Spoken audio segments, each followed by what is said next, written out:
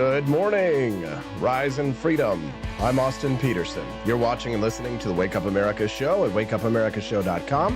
Happy Thursday. It's 7:05 a.m. on the 21st of March, 2024. Feeling good. Glad to have you here. Click that like button on the stream, and if you're joining us for the very first time today, we'd be glad to have you come back here and join us on the regs. Every Monday through Friday, the show's schedule is 2 hours, 7 to 9 a.m. Central Time. Join us 5 days a week, spread freedom, make friends, have a lot of fun. It's the Wake Up America show. We've got a lot to talk about today. Trump versus New York. Latest news in Trump's ongoing legal battle between the state of New York is that Trump might just sit back and let them seize his assets. But he thinks he might be able to get him back afterwards. And some news regarding his social network, Truth Social, that may come in for the clutch. We'll talk about the latest and greatest there. I could not ignore this op-ed in the New York Times. I read it so that you don't have to. Yes, it turns out that the deep state is actually kind of awesome, according to the New York Times. Don't quote me on that. That's not for me. No, God, please, no.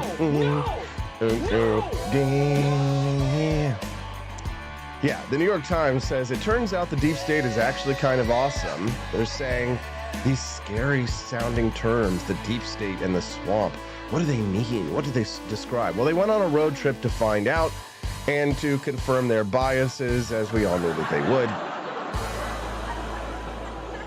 They produced a 5-minute video, which we will play, we will react to, and we will point and laugh. If it weren't so terrifying, of course. We're going to talk about the New York Times opinion piece this morning, where first they said it was a conspiracy theory. It's going to be one of those memes. Have you seen these where I think it's called Defiant L's? It's like a Twitter and an Instagram account where they'll take like a leftist saying one thing out of one side of their mouth, and then like 6 weeks later, they'll be saying the exact opposite thing because it's politically beneficial to them or what have you, right? Like they did during COVID. There were so many Defiant L's during the COVID-19 crisis. I won't say crisis, pandemic. It was only crisis because of the authoritarianism. But the deep state article, apparently there was an article in the New York Times, and it was one of those things where it's scrolling through your feed and you see the Defiant L where it showed the article that said the deep state is a conspiracy theory, and now it says that the deep state is actually good. Yeah, awesome. No, they say it's awesome. So we'll share that with you this morning. We're going to enjoy the laughter. It should be a good time. Liberty Shindig joining us live this morning says, "Nice shirt, dude. God bless you." Thank you, Ken. You know I do. I dress up for you guys. I'm always trying to dress a little goofy in the mornings and make you guys smile, feel good, get you in a good mood so that whatever you got to do for your day, you feel like you start the day right? It's the Wake Up America show, and that's what I'm here for. I'm here to make you smile. Enjoy the show, the vision, and the audio.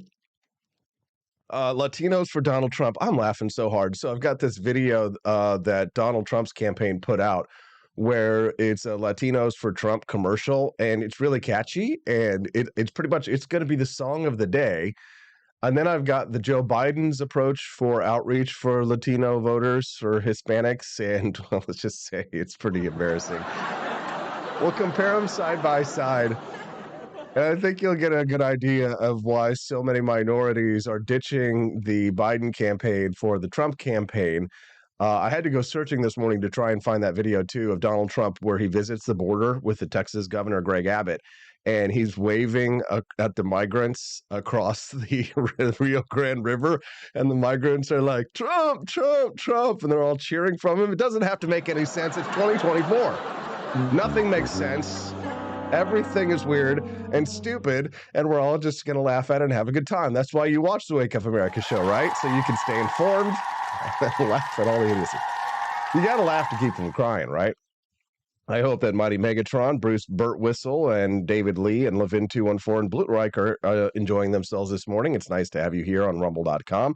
Bruce, I know you always are talking about the microphone volume. I turned this sucker up to max volume today for you, so I hope that you are hearing me okay. Can you hear me? I am your father. Today should be the last day. Just a couple of housekeeping things. Should be the last day that we are in the streaming studio.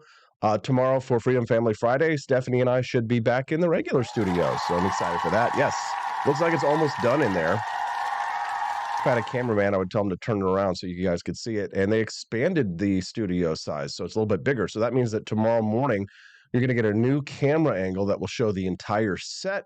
Should be beautiful, and you guys will really get to enjoy the majesty of the television studio that we produce the Wake Up America show in. Are you excited, huh?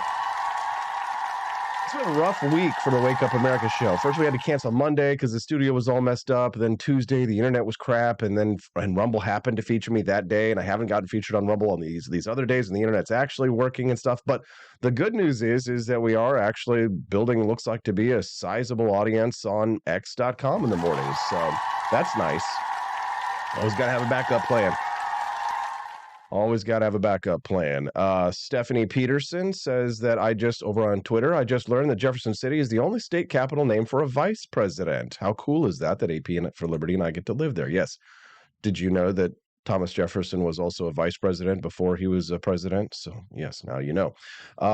Okay, so do we have people watching on X.com? Yes, we do. All 59 of you. Good morning to you, Xers. Nice to have you. Do me a favor. Will you click that heart button and retweet so that more people can join us here on the show this morning? Okay, live on the New York's Attorney General is drooling over the opportunity to seize Trump Tower if it's only a matter of days until Donald Trump has to turn over $464 million. I believe it was $454 million initially, or the judgment may have been even a little less than that.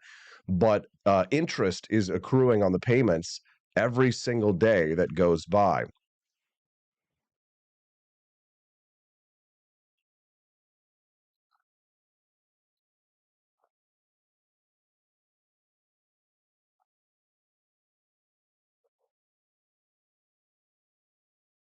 Judge to seize his assets. Would you guys like to actually be able to, would you like to actually be able to hear the clip? Yeah, sorry.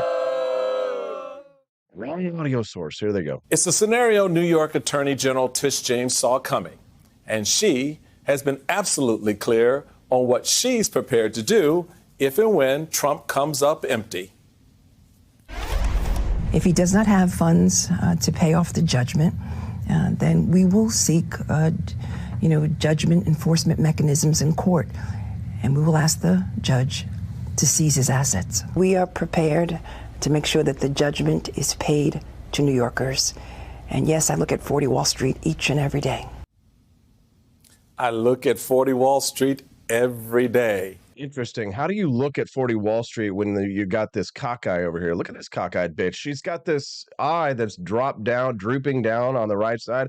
I look at 40 Wall Street every day, and when I look at it, I got one eye going here and one eye going over there. Does that mean? How dare you? All right. Okay, fine. Don't make fun of people's disabilities. New York's Attorney General Letitia James threatening to seize Trump's real estate properties. Trump doesn't seem to mind too much. And I'm going to talk to Camelia Peterson about this topic at 8 a.m. Central Time when she joins me. Everybody loves CJ. It's Thirsty Thursday. Which not only do we have the sultry Camelia Peterson at 8 a.m. Central Time, we've always got the lovely 8:30 a.m. Central regular Thursday guest, Daniela Pensack, joining us. What is the lovely Daniela going to talk to us about? Planet Fitness revoked a woman's membership after she snapped a photograph of a transgender woman, that's a biological man, in the women's locker room. Yeah. They didn't revoke the membership card for the man who went into the women's locker room and started changing in front of all the women. They revoked the membership of the woman who took the picture of the man who was inside the woman's locker room. You can't make this stuff up. It's so stupid. I mean, it's obvious the guy is a pervert. He probably has a fetish or gets off on exposing himself to women, and that's why he decided to go into the women's locker room. And if he's not just straight up a pervert, which he probably is, then he's probably got a mental illness, in which case he definitely doesn't need to be in the women's locker room. if you're going to have people like this in your facilities, Planet Fitness, you need to have it be separate but equal. I know what you're thinking. Plessy versus Ferguson, Supreme Court, that was overturned. And we have to have the same facilities. No, we don't have to have people who are biological men going into women's dressing rooms. As the soon-to-be father of a girl dad, I'm not going to let it happen. I would go into the women's dressing room and I would grab him by the back of hair and I would do violence to him. And it would be just violence. So you either change your policies or you get the boycott, as it appears many people are doing. God bless America.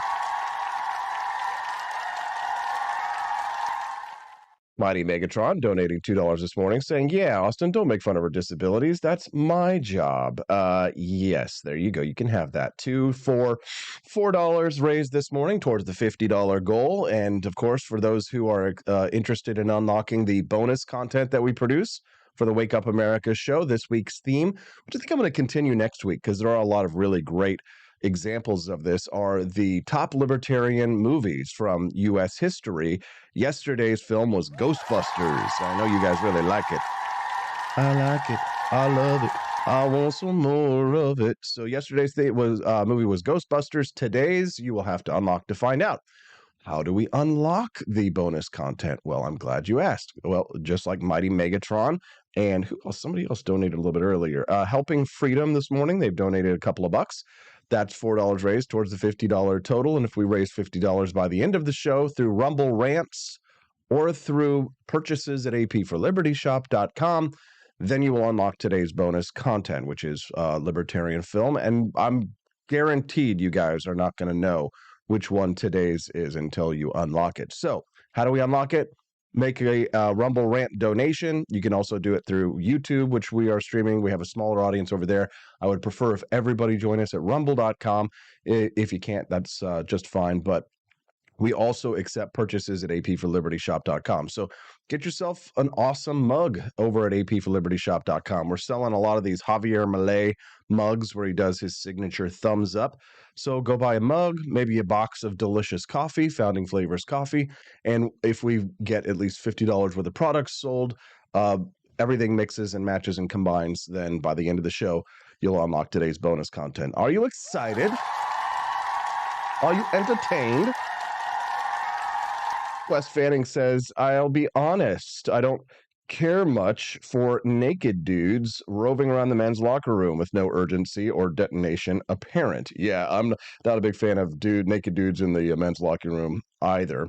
Urs Mommy says she won't be renewing at Planet Fitness. It's only $200 a year, but yeah, my $200 will go elsewhere. $200 a year, that's actually kind of a lot. It's not horrible for the year, she says. That's true because there are a lot of gyms, especially on the East Coast, that it's like $200 a month to go to their gyms. My karate classes, my martial arts classes in New York, and this was back in like 2007 and 8, those classes were like $125 a month then, and I bet they're easily probably $175 a month. Easy. So that's actually not that expensive.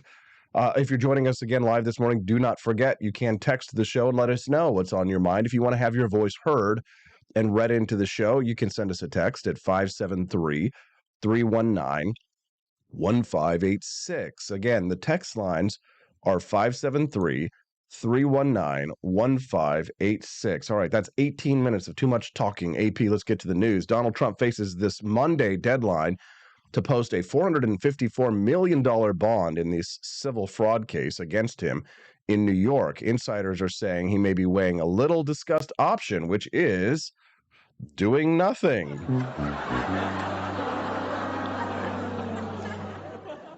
He's been struggling to raise cash for the bond, either from banks or from wealthy friends. Lawyers on Monday claim that it was a practical impossibility to raise this money. Nelson65 just says, open the content, donates $5. Thank you, Nelson. $7 towards the $50 goal. Now, a lot of reports have suggested that Donald Trump might go nuclear with a Chapter 11, like a bankruptcy filing, to protect many of his prized real estate in Manhattan. Now, the experts have been saying that bankruptcy would create a lot of complications as the 2024 election season comes to a head.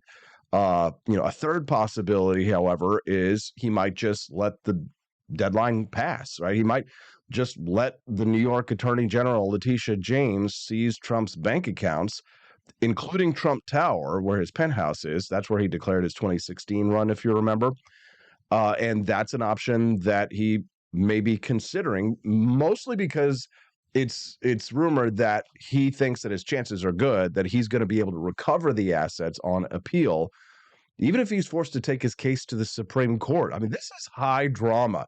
In an election year, the presumed candidate of the Republican Party, under indictment from many different states, forced to either decide whether to declare bankruptcy or let one of the governments, the corrupt governments of the state of New York, which New York has easily the most corrupt government, that New York or California or Illinois, top three most corrupt governments for sure, to seize his assets. I mean, that has got to be a stick in the craw. If it were me, and I were Donald Trump at this point and you were considering seizing assets, I'm sure they probably already have a good team of people on this.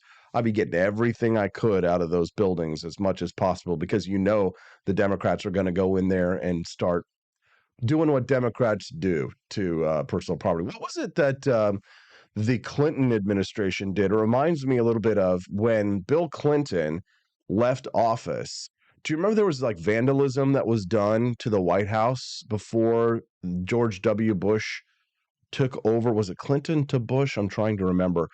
I seem to remember a story about the outgoing Democratic administration like doing vandalism to the White House and removing the W keys from all of the keyboards on the computers in the White House, just as a sort of like petty vindictiveness of the Democrats to the Republicans. So I would be very careful about letting the Democrats get their hands on your property there.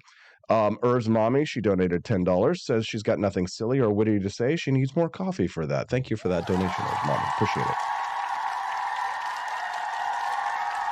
And it appears that our friend Andy Opperman has done us all a big favor and ordered some coffee, some filters, and has now unlocked the bonus content for you. You lucky dogs. Guess what? You've unlocked the bonus content for today. That means you get to find out one of the most libertarian movies in U.S. history. You've probably never heard of it before. It's about a case. Well, you know what? I'm just going to let it speak for itself. Enjoy the bonus content, and I'll see you when it's over. Most libertarian movies in U.S. history series. In the movie Loving, They Loved. A segregated Virginia did not love them back. Loving v. Virginia was a Supreme Court case that struck down state laws banning interracial marriage in the United States. The plaintiffs in the case were Richard and Mildred Loving, a white man and black woman whose marriage was deemed illegal according to Virginia state law. The Lovings appealed to the Supreme Court, which ruled unanimously that so-called anti-miscegenation statutes were unconstitutional under the 14th Amendment. The decision is often cited as a watershed moment in the dismantling of Jim Crow race laws. Jeff Nichols' Loving film powerfully revisits an era of stark racial segregation in America, focusing on the real-life story of Mildred and Richard Loving, an interracial couple whose marriage led to a landmark Supreme Court case. Set in Virginia, a state with a long history of laws against interracial unions, the film delves into the intimate world of the Lovings, arrested in 1958 simply for marrying across racial lines. The narrative begins in the late 1950s, capturing the profound connection between Mildred, Ruth Nega, and Richard, Joel Edgerton, a love expressed beyond words, through mere presence and shared moments. Their journey from love to legal challenge begins quietly, underlining the normalcy of their relationship in stark contrast to the societal uproar it incites. With Virginia's oppressive laws as the backdrop, the Lovings' decision to marry in Washington marks the start of their legal and emotional turmoil, leading to a nighttime arrest by local authorities. Jeff Nichols' film Loving takes an approach to storytelling that subtly brings historical figures to life, focusing on their humanity rather than their monumental impact on civil rights. The Lovings' ordeal underscores a significant American moment, highlighting the power of ordinary love to challenge and overturn deeply ingrained societal injustices. In the film, the Lovings are presented not as symbols of exceptionalism, but as ordinary people, whose love story reflects broader themes of racial tolerance and equality. Loving captures the essence of the loving struggle, offering a poignant reflection on their personal sacrifice and its impact on American society.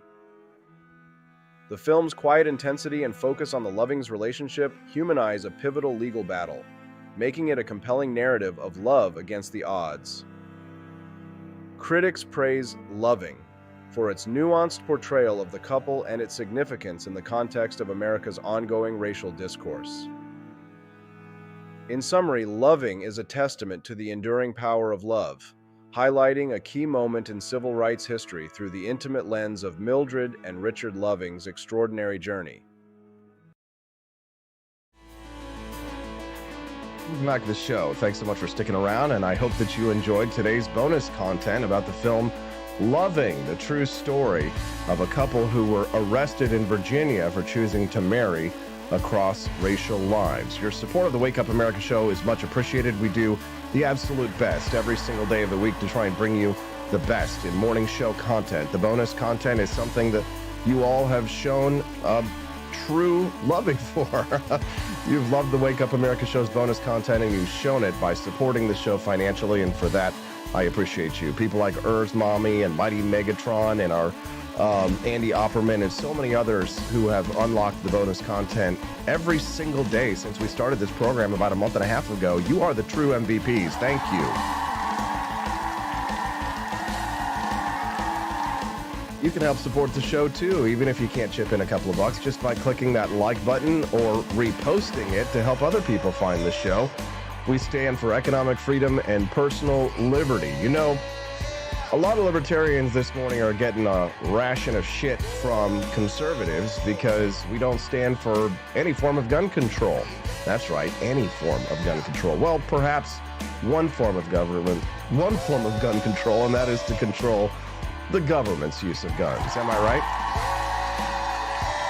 And I don't give two shits what right-wing authoritarians have to say about it. I don't care. If it's a God-given right, then the government can't take it away. If it's a privilege granted to us by government, the right to bear arms, well, then the government can take it away from anybody at any time that they want. There were a lot of libertarians who folded back during the COVID pandemic. They couldn't take the heat when everybody was standing against us then. And I see a lot of libertarians out there today who can't take the heat now that right-wing authoritarians are telling us, oh, well, actually, it's a bad idea for us to not have gun control when we have a horde of illegal immigrants coming across the border. Authoritarians of any stripe will use any excuse or any emergency power that they can grab in order to try and get our guns. And I say, hell no, I don't give a damn what your excuse is. You come and take it. Malone lave. That's Latin for come and take it. Stand strong, my friends. Liberty is not popular in these days. These are dark times for people like ourselves, the remnant, the people who know the truth and will come together and speak it. We gather here at the Wake Up America show, and we stand together. We stand strong for freedom, even when it's unpopular. If you don't stand for liberty when it's unpopular, you don't stand for it truly at all. The Wake Up America show this morning likes to bring you some of the best clips and what's happening around the world this morning. I'm laughing a little bit at the outreach to the Latino community. I have to play some of these clips for you because they I was laughing so hard. So Latinos for Trump. This is the outreach video that the Trump campaign posted yesterday to show that they are the best for the votes for the Hispanic community. Let's take a look and a listen and have a good laugh. Honestly, this is going to be the song of the day. Take a listen. Ay, ay, ay, ay, por Dios, yo voy a votar por Donald Trump. La buena vida por Trump. La economía por Trump. Hazlo por tu familia. Latinos por Donald Trump. Ay, ay, ay, ay, por Dios, yo voy a votar por Donald Trump. For Donald Trump. God, that is catchy. Ay, ay, ay, ay, ay. For Trump. Hazlo por tu familia. Por Trump. The economía for Trump. I'm learning Spanish because of all of my time spent talking to people from Argentina in the last few months. La buena vida. La buena vida. La economía. La economía. Por Trump, hazlo por tu familia. Hazlo por tu familia. Latinos por Donald Trump. Latinos with Donald Trump. Everybody sing along. Ay, ay, ay, ay, por Dios. Yo voy a votar por Donald Trump. Donald Trump. God, that is catchy. Ay, ay, ay, ay, ay. Don't worry, I'll play it again, and by the end of the show, we'll all be singing it together. Aren't you excited? Here's Joe Biden's attempt to reach out to Hispanic voters. Watch. I just have one thing to say. This is going to get me demonetized over on YouTube this morning, so I hope it's worth it. Enjoy. Hang on here. All right.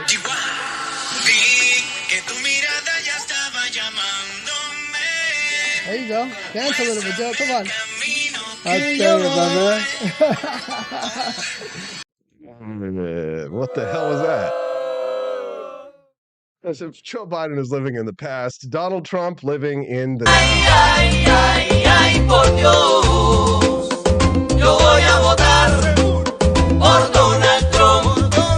La buena vida. Por Trump. La economía. Por Trump. Hazlo por tu familia. Latinos por Donald Trump. Ay, ay, ay, ay, por Dios. Yo voy a votar por Donald Trump. Woo! That was good stuff. Got me dancing. And just reminded you that if you thought that anything in the world makes sense, then it doesn't. Here's Donald Trump with Texas Governor Greg Abbott at the border.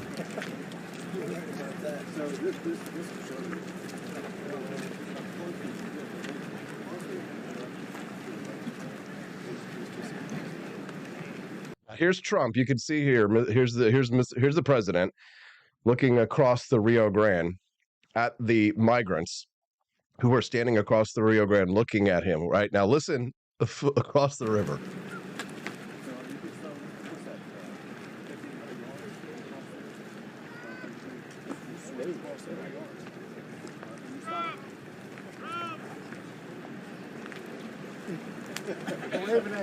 They like Trump. Could you believe it? The soon-to-be illegal immigrants that are going to try and cross the border there, they like Donald Trump. Well, now we know why. Ay, ay, ay, ay, por Dios. Yo voy a votar por Donald Trump. La buena vida. Por Trump. La economía. Por Trump. Hazlo por tu familia. Latinos por Donald Trump. Ay, ay, ay, ay, por Dios.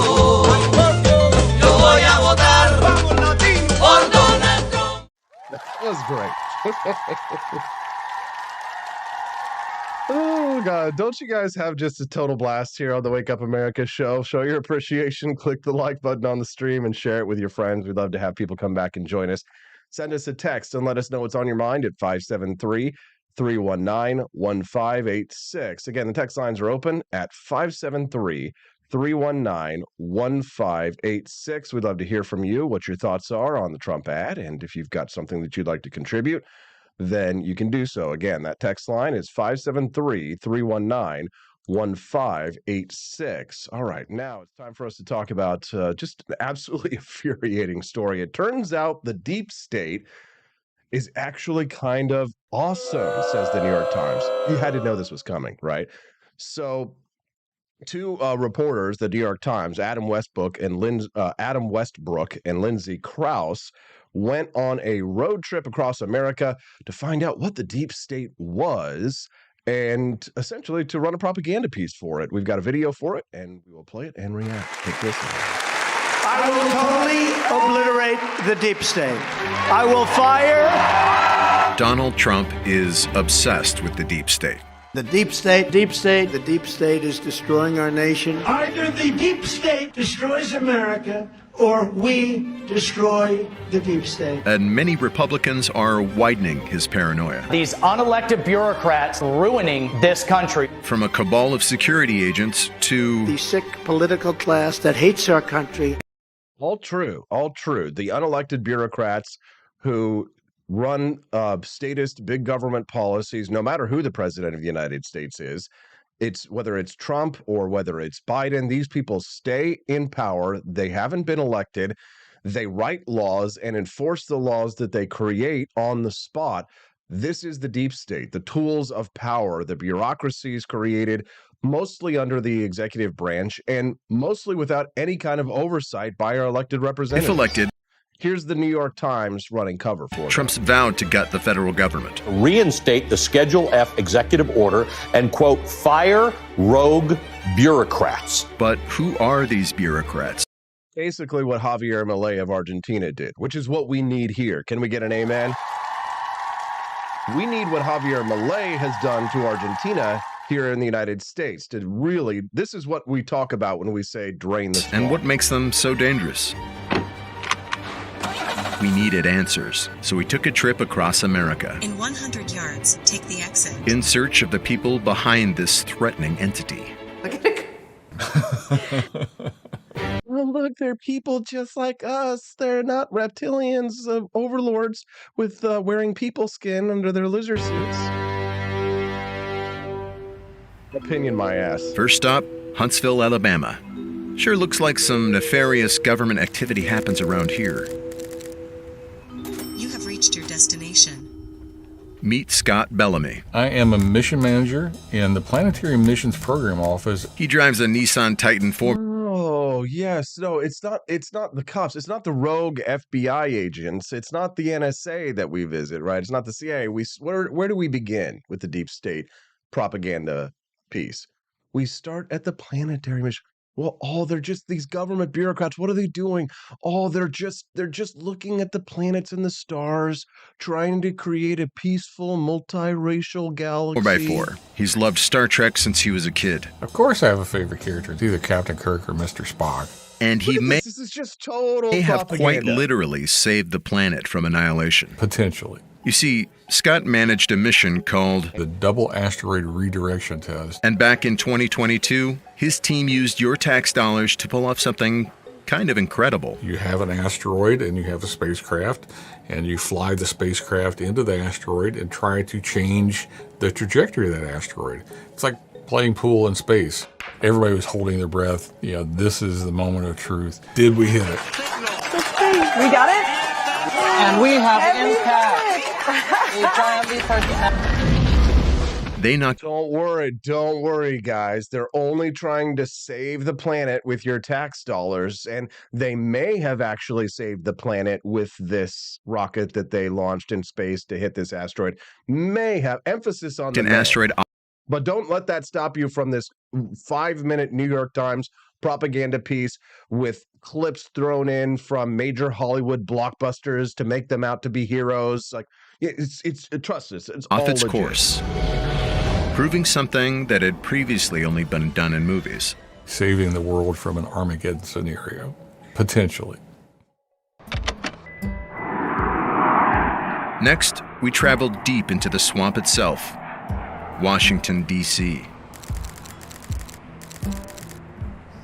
You have arrived.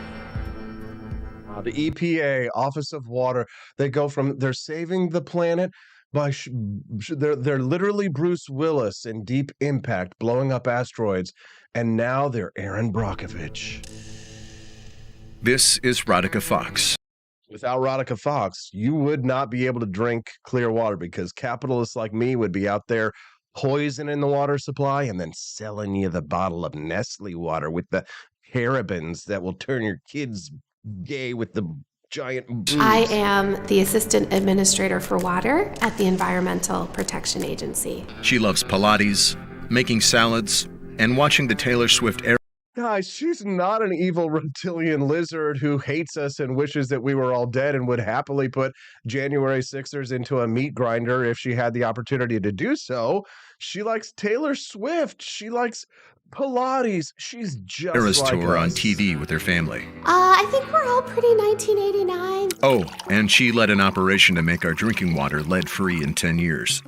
Well, shit. What happened to Flint Michigan then? Where was Radhika Fox then? Worried and angry about lead contamination, residents of Newark, New Jersey are demanding bottled water and answers. Lead is a neurotoxin that can cause irreversible brain damage. No shit. Folks are drinking out of these Pardon my French. pipes right now. Every single American child will soon be able to turn on that faucet and their moms and dads know that the water they're drinking is clean. When President Biden announced a nationwide plan to remove lead water pipes, Radhika's team made it happen. Yep, that's right. Water utility. CJ824 with her comment on Rumble says she loves Pilates. It's solved. There is no deep state. But if there is a deep state, they're actually awesome. And they're only trying to save the planet from asteroids and give you clean drinking water. Don't mind those people over at the NSA who are spying on your cell phones right now, or who are manipulating social media platforms right now in order to tip the election to Joe Biden. Don't mind those people right would now. be legally required to replace all remaining lead pipes. $9 million in 10 years or less. It's an expensive bet. $50 billion.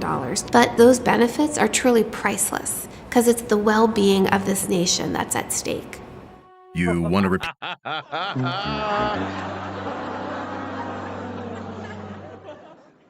This is today's propaganda. If you're just tuning into the Wake Up America show, good morning. I'm Austin Peterson. We're glad to have you here. We're examining a piece at the New York Times called "The Deep State is Awesome," actually. No, they're not my words. This is the New York Times piece. We've got about 20 minutes to go until we get to speak to Camelia Peterson. We're excited to have her on the show today for her Thirsty Thursday segment. Speaking of Thirsty Thursday, the lovely Daniela Pensack will be joining us at 8:30 a.m. Central to talk about the Planet Fitness boycott as well. If you haven't already, now's your chance. Click that like button. I see we've gotten a few new people who are following the show over at rumble.com for the very first time today. We'd be glad to have you come back and join us regularly. The Wake Up America show streams live here at Mondays through Fridays from 7 to 9 a.m. Central Time. We'd love to have you come back and join us on the regs. Tomorrow is going to be a special day. Freedom Family Friday means that my smoking hot redheaded libertarian wife will be joining us live on set. And it's fun because she's pregnant and she's starting to blow up. That's great. It's not great for her. She's not really super enjoying life this last about week and a half because now that she's really got the bump, she's starting to experience like the back pains, and like this is her first pregnancy. It's our first child. And so she's just now starting to kind of like when she gets up, and it's adorable, and I kind of like giggle, but good to be a man. She'll be with us on the show tomorrow. So make sure you come back and join us for Freedom Family Friday. Of course, my brother, Justin Peterson, joins us live as well. You can text this show anytime, night or day, 573-319-1586. The text line again is 573-319-1586. All right, back to this propaganda piece.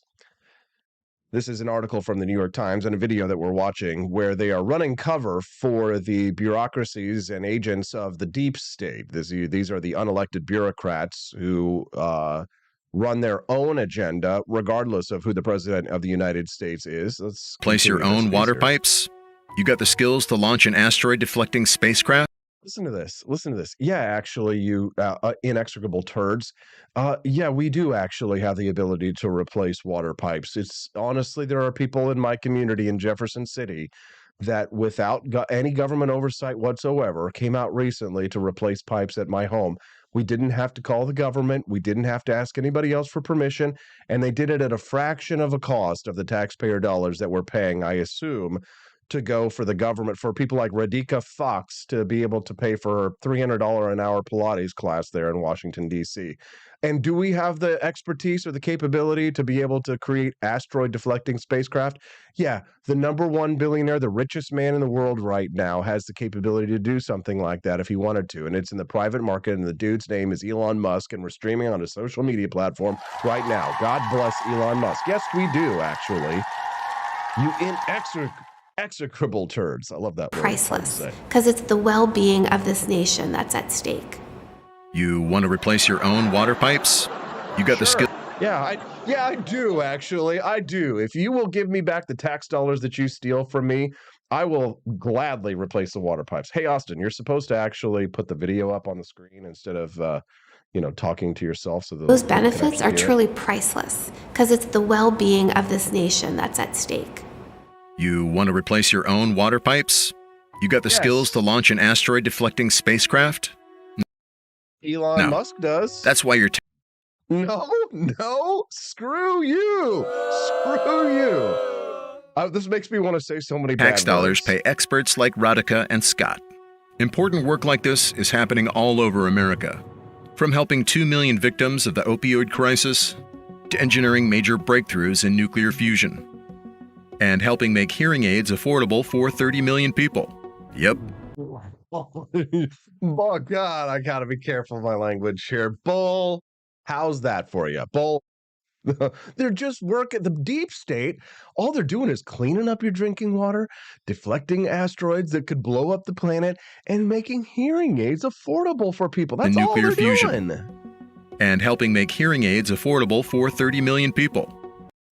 Right, hearing aids. So what they do is they tax us first. They take our money to make it harder for us to pay for hearing aids, and then they force the company at gunpoint to charge some people less for hearing aids as long as they're a minority or some favored status or like a transgender person in a Planet Fitness locker room. Then they can get a hearing aid at a reduced cost. You know what I'm saying? Oh, yep. man. The deep state is hard at work, making America great.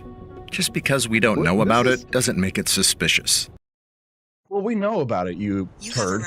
Our final stop, Chicago, Illinois.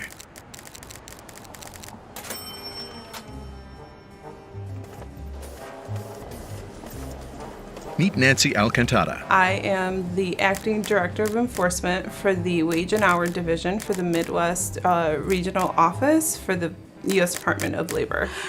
I had to take a breath, yes. She still eats Lucky Charms for breakfast, trains for marathons, and loves Latin dancing. Boom. She still eats sugary cereal for breakfast. She does cha-cha. She's totally not an evil bureaucrat who wants to destroy the lives of small business owners like myself who are doing everything they can to try and grow a business. And I'm sure that none of the enforcement that goes on at the Department of Labor is politically motivated at all, right? Not at all. The government would never use their positions of authority to crack down on people who hold intolerable positions for themselves, right? Cha-cha-cha, you name it, I did it. Okay, shut up. Let's get a real cha-cha-cha going on here. Where's the Latino? Ay, por Dios, yo voy a votar por Donald Trump. La buena vida por Trump. La economía por Trump. Hazlo por tu familia. Latinos por Donald Trump. Ay, por Dios, yo voy a votar por Donald Trump. I like my Latinos for Donald Trump. Continuing on with the New York Times. And she propaganda uses piece. your tax dollars to get kids out of working in dangerous slaughterhouses. 13, 14, 15-year-olds working on the kill floor. What is wrong with that exactly? 13, 14, or 15-year-olds working in slaughterhouses on the... When I was 13, 14, or 15, I was working manual labor with my father in the summers at Stonegate Farm and Nursery, going downtown to Kansas City and Brush Creek in the achingly painful heat, walking up and down hills to take shrubs to the bottom of the creek bed so that we could plant them down there. What exactly is wrong with 13, 14, or 15-year-olds working a few hours a day with their dad in the slaughterhouse, learning how the food chain works? If they work at the slaughterhouse, they aren't going to become intolerable vegetarian Latinas like Cleaning yourself. body parts, right? Animal carcasses. They're working with machinery such as skull splitters, bone splitters. Yes. Good. Okay. What's wrong with that? We all love our cheeseburgers, and I know a lot of people, fat rhinos in the government, fat elephant ladies and hippopotamuses, are loving themselves. Let's see a little Latina lady here. The little chub. You know what they call this right here? This little chub that she's got sticking over her butt right there? That's called an apron. This lady isn't a vegetarian, as you can tell right there. So what do you think? How do you think that you're going to get your cheeseburgers, lady? Or your, what do we call it? Carne Dangerous asada, slaughterhouses. lady. 13, 14, 15-year-olds working on the kill floor, cleaning body parts, right? Animal carcasses. They're working. Yes, and? Yeah, it's like, what do you think they'd be doing if they worked on the farm? What? Oh, the slaughterhouses. where animals go to die, where I get my cheeseburgers so I can get that little fat lip that pokes up over the top of my with muffin machinery top. such as skull splitters, bone splitters. Nancy and her colleagues raided slaughterhouses. Skull splitters, bone splitters. Oh my God, no!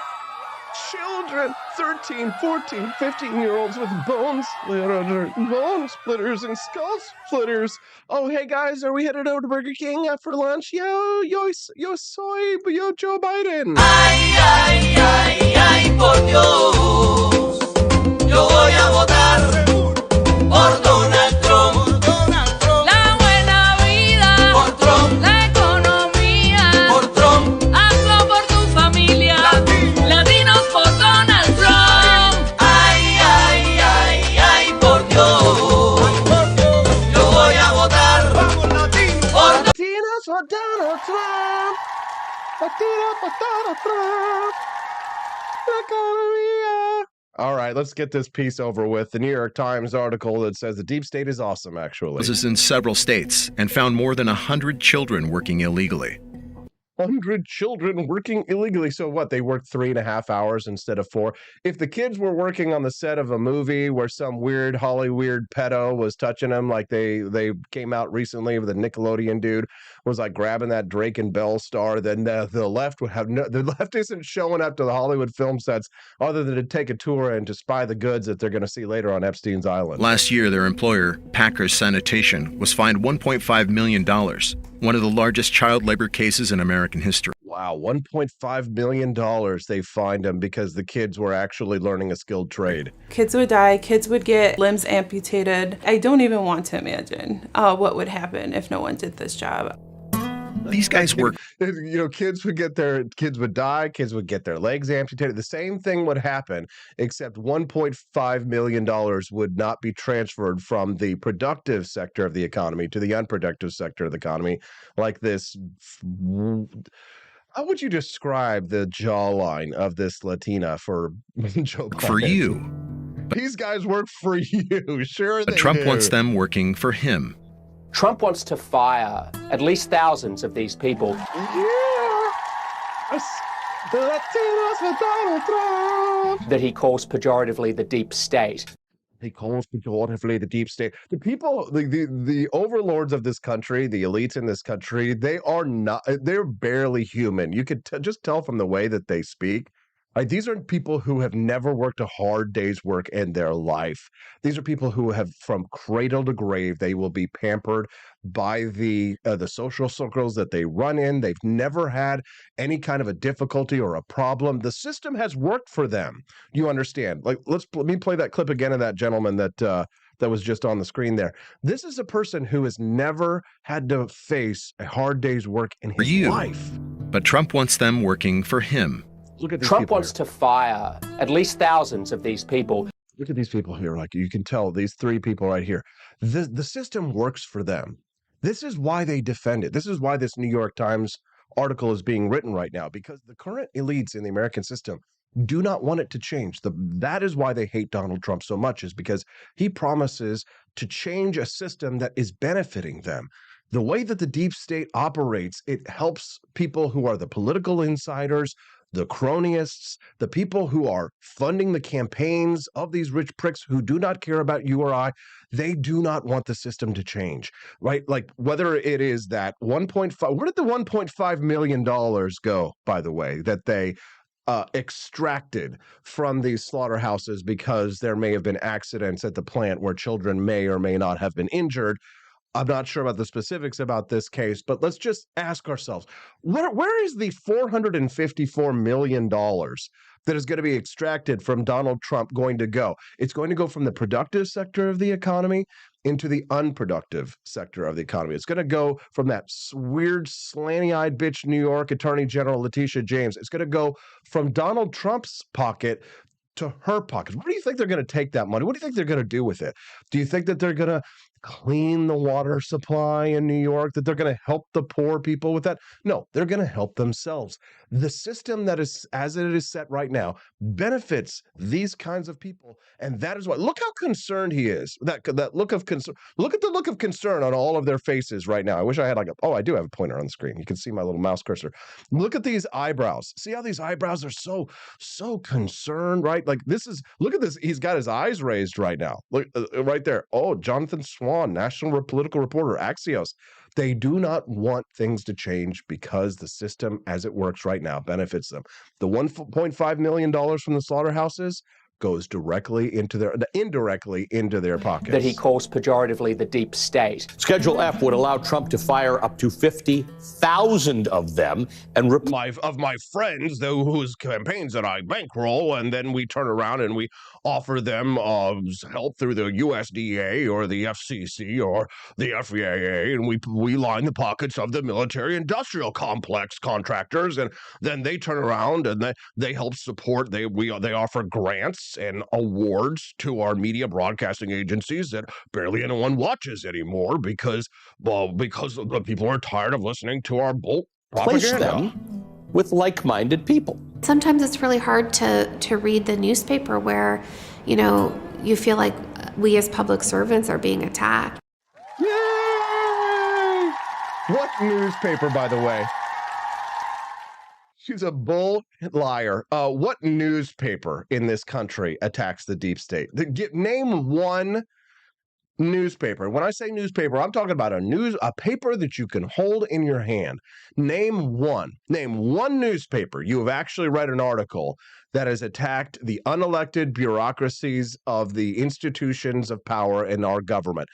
Name one. I would just love to see one. Radhika Fox, Pilates lover, and Taylor Swift watcher extraordinaire. Where, you feel like we as public servants are being attacked.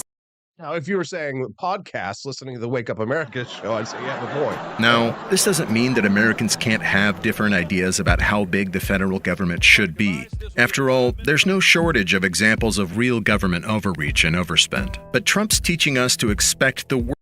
And that was in order for them to sound as if they were objective during this piece, they had to include that one sentence.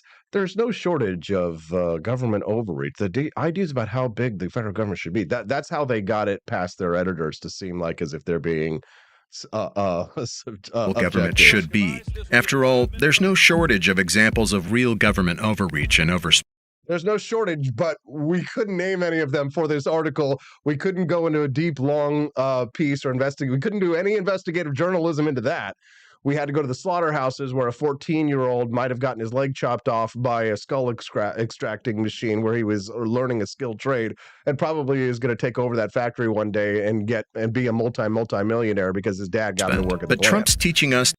We couldn't do any investigative reporting into that. We had to go and we had to investigate the people who are bringing us clean drinking water and watching Taylor Swift and being a Latina who shuts down children from being able to learn a skilled trade. To expect the worst from people in government, when the truth is, they're actually some of our best.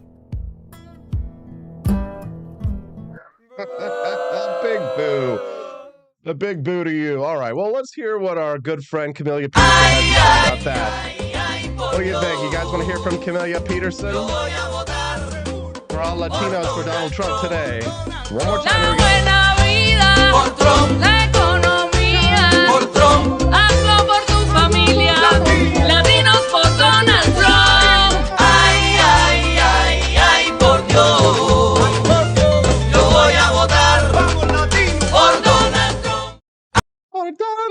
All right, we're going to go get Camellia Peterson. I'm running late. I'm sure she's waiting there on Zoom on standby, ready to go, smiling. Maybe she's already got a little bit of blush to her cheeks. We're going to talk to her about all this and more when we get back. Don't go away. It's the Wake Up America Show at wakeupamericashow.com.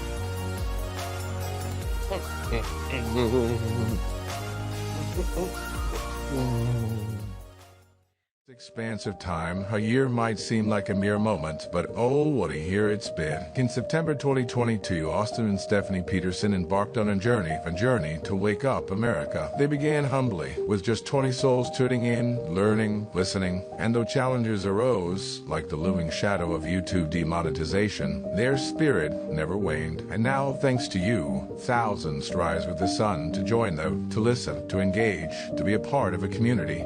So here's to you, and to wake up America, for memories shared, for friends made, for the journey ahead, and for never, ever forgetting to rise and freedom. Happy anniversary. I'm Donald Trump, and I approve this message. Believe me, Austin Peterson is the best. He's got the greatest Wake Up America show I've ever seen. Whenever I tune in the mornings and watch the live stream, let me tell you, he has got the absolute best content. I love his guests. It's just a total blast to watch, and I highly endorse and recommend the Wake Up America show. It's terrific, believe me. Is the outdoor of your home about as exciting as a library? Then spice it up and unbore your space with our custom metal signs. Crafted with love and a bit of libertarian magic, you can customize your own metal sign at ap4libertyshop.com. So head to ap4libertyshop.com, customize your own metal sign today.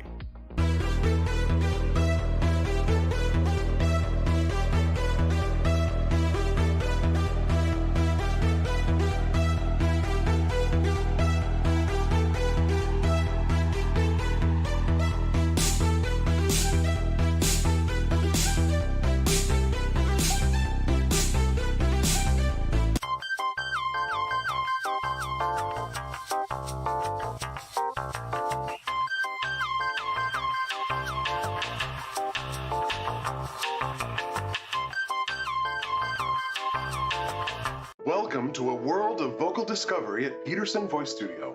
I'm Justin Peterson, here to guide your musical journey. Envision a place where your voice reaches new heights, where every note tells a story. We embrace all singers, from the enthusiastic shower vocalists to aspiring stars, ensuring each voice finds its unique rhythm and tone. Are you ready to elevate your voice? Visit petersonvoicestudio.com and sign up for remote lessons tailored just for you. Let's begin this melodious journey together.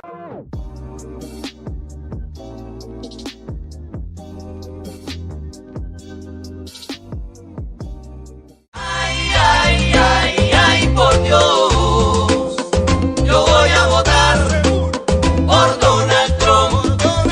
La buena vida por Trump. La economía por Trump. Hazlo por tu familia. Latinos por Donald Trump. Ay, ay, ay, ay, por Dios. Yo voy a votar por Donald Trump.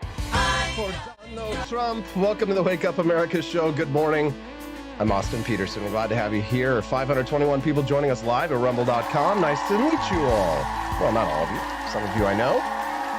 Some of you I don't know. If it's your first time here, do me a favor, will you? Click that follow button here on the stream and come back and join us. The regular schedule of the Wake Up America show is Monday through Friday, 7 to 9 a.m. Central Time.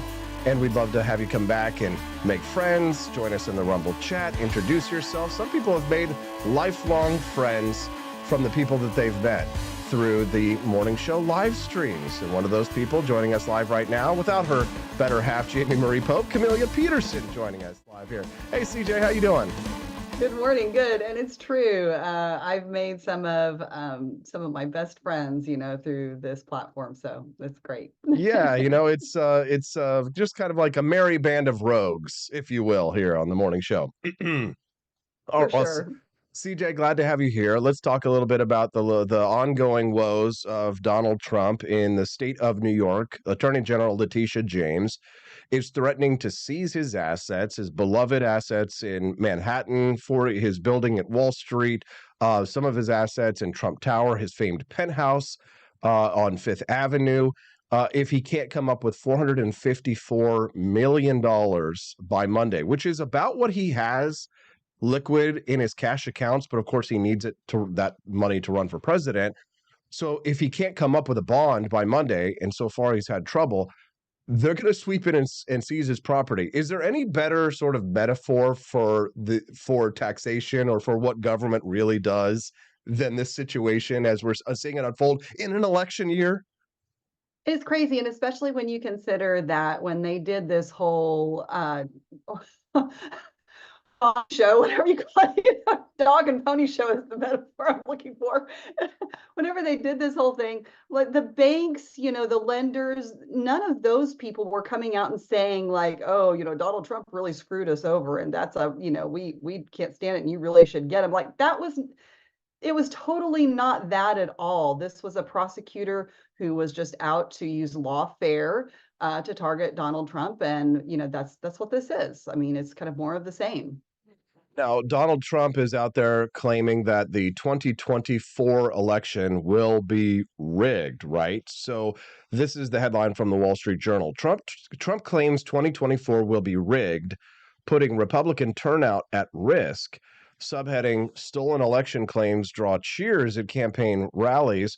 He says, but they muddle the party's get out the vote effort. I've seen this, Camelia, where people have said, no, I'm not, I like Trump and I would vote for him, but I just don't think my vote really matters. And they don't show up to vote. It gets cheers at rallies, but it's probably not the best campaign strategy. What do you think? Absolutely not. I actually really I don't understand it. He either doesn't have people around him who are telling him this, or they're just telling him what he wants to hear, or else he's just ignoring it. Because the last election should have been a lesson in this, because look at Georgia. Whether you like Trump or not, we lost the Senate in Georgia because of Trump. It's because he came in and did a rally and he talked so negatively about, and he made it all about himself and about, losing the vote and election fraud and all these kind of things. And so, conservatives in Georgia were like, okay, what's the point? Let's just stay home. And we lost the Senate. And so the thing is like, it is so close. And this is something else I know that we're going to talk about, but it's so close and it's coming down to so few states that are going to determine the outcome of this election that you can't afford to demotivate people when it comes to getting out and voting. And that's what he's doing. And it just is, I wish he could understand this, because I have seen this, at the doors over the last year, over and over again. People want a positive message. And I think that he could do that. I think he's good at that, but he's not doing it. And it's a missed opportunity on his part, because he definitely needs to do that if he's going to message to, moderates at all. I think that negative plays to his base, but they're going to be with him no matter what. Yeah, I think that you're right. And I can't remember the name of that lawyer from Georgia who was actually telling Republicans to stay home because of the fraud that was going to occur. It was like Sidney.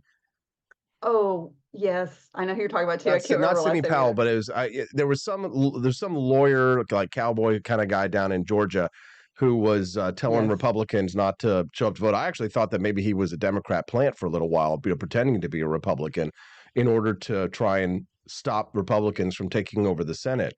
But the fact is, Camelia, is that at the end of the day, there are really only 7 states that are going to matter in this general election. And, if you don't live in one of these states, the Republican presidential candidates are more than likely going to skip campaigning in your state just because it doesn't make any sense. Back in, I think it was the George W. Bush election of 2000, there were 14 states that mattered because of the way the Electoral College works.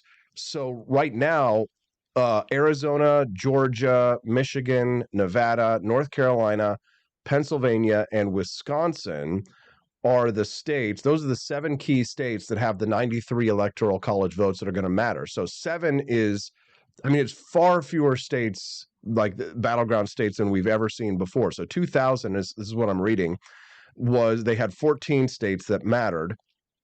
And now basically the whole election is going to be won or lost in these other states. And, we're going to hear a lot from the left about complaining about, it should be the national popular vote or things like this. But that Georgia question is going to be a big one for Donald Trump. And, going out there and talking about, the election is stolen, you got to be careful in those battleground states because, those are going to be the key to his election victory. Am I right? Right, you have 3 states in that group who, were constantly in the news, the last couple of years because of the election fraud issues. So Pennsylvania, Georgia, Arizona, and, in Arizona, they were like, "Oh, we're going to prove." They went through this whole big thing about saying that they were gonna prove that election was stolen, and they were going through all of the votes and everything. And then in the end, like, you heard crickets about it. Like, did they really find anything? Like, nobody seems to know, and it doesn't appear to be so. But Arizona is just kind of constantly in turmoil, and you've got Kerry Lake, and so it just is.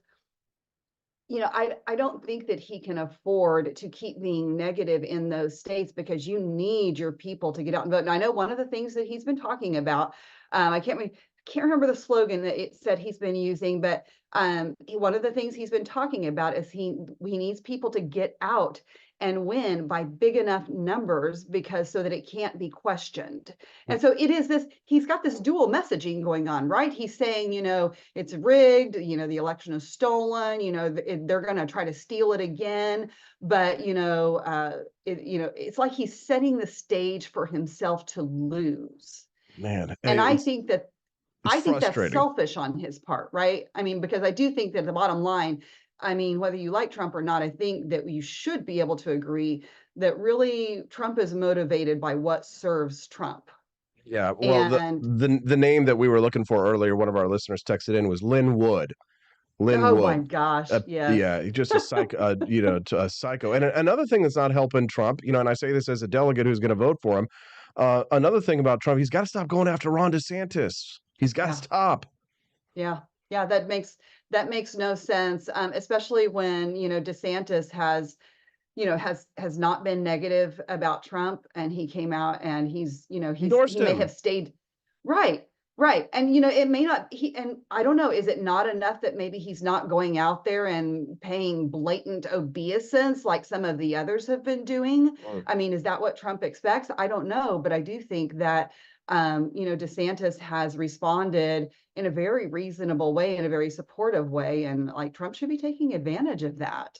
Yeah, I think it's unfortunate that the president is going to struggle putting together a proper team because Yeah. he's already run through so many of them from the first administration that the people that we're looking at right now that could potentially come in for cabinet level positions and senior campaign advisors are people that don't have a lot of experience, and it's honestly it's a hard to trust a lot of these people, Camellia. I mean, Sure. I've already heard tell that Kevin McCarthy might get tapped for the chief of staff in the White House. Mm. Matt Gaetz is hating that right now to hear that news. And I was a little disappointed to hear that Vivek was out of the running for VP. I always thought it was a long shot, and then I saw Benny Johnson saying the other day that maybe he still is in the pick or something, but that he might get tapped for a cabinet. He might get tapped for a cabinet spot or for a press secretary. I mean, if you could assemble a Trump team right now, who would you put next to Donald Trump? Who would you like to see working for and around and in cabinet level positions and VP? Assemble your dream team for us this morning, Camellia. Sorry to Oh spring my that on you. gosh. It's a big question, but I Yeah, mean, it is a big question. I haven't really yeah, thought about it a lot. I do think yeah. that Vivek needs to be in the mix there. And I think that Trump does need some of those stabilizing personalities like he had with Pence, that are, not necessarily the bombastic out there in your face kind of people. And I think, there was a lot of talk about Ben Carson. And I believe Ben Carson would be a good pick. He's well liked. He's been well liked for a long time. He's a steady guy. He's done a lot of good work. And so I think that he would be very reliable. And I think that he would serve the administration well. And I think other than Vivek, and I actually think, oh my gosh, his name just flew out of my head. That was in the primary. They were talking, oh my goodness. Who was Well, anyway. in the primary against Trump in the Republican presidential primary? Yes, yeah. I don't know why his name is just flown out of my head, but anyway, Tim Scott, thank you. Oh, Tim Sorry, it was Scott. Tim Yeah, Stoney. I saw Tim Scott got like one of the lowest Liberty scores from the RLC yesterday. Did you see that? I did not see that. Yeah, the That RLC. surprises me a little bit.